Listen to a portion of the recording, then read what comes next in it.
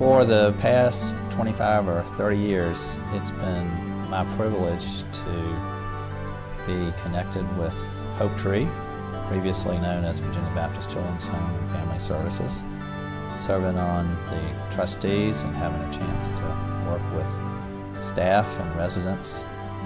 And it's been one of the most significant experiences for me. A part of our mission has been to provide residential, educational, and support services to children and youth, and also to adults with intellectual disabilities. We try to take God's love shown to us and share it with those that we minister to. But over the years, I would hear stories, I would read articles about folks who had very difficult situations to deal with, and yet found a very warm and nurturing environment at the Children's Home at HopeTree. And we see people come back even now to tell us there are times when not too many other people cared about them or could give them a positive feeling about themselves, but they found that loving environment with the Children's Home, HopeTree. And they're very grateful for that, and they share those stories all the time. So that's the kind of thing that's touched my heart throughout the years.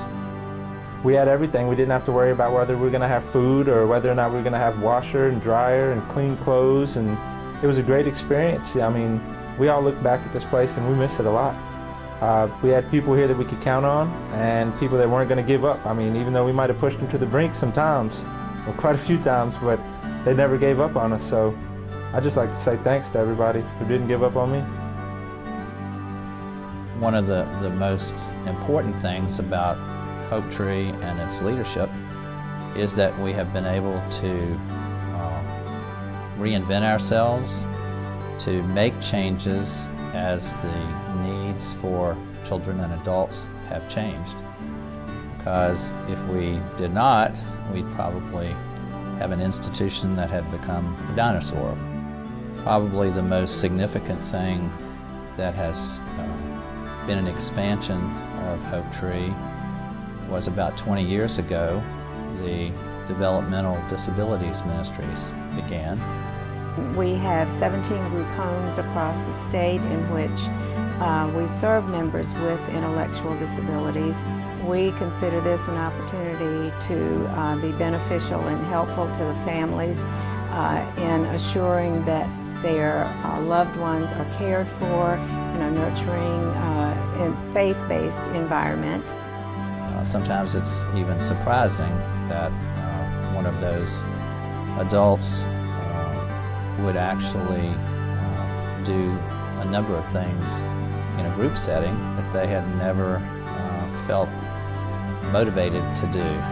Parents wanting to be very protective maybe didn't think their child could do these things, but when they get in a group setting, they will see what others are capable of doing and will reach out, whether it's physical exercise or just social activities, or maybe even working outside that group home. From what originated in a small donation has now grown to a program with between $11 and $12 million of a budget, serving a variety of children and adults in many effective ways.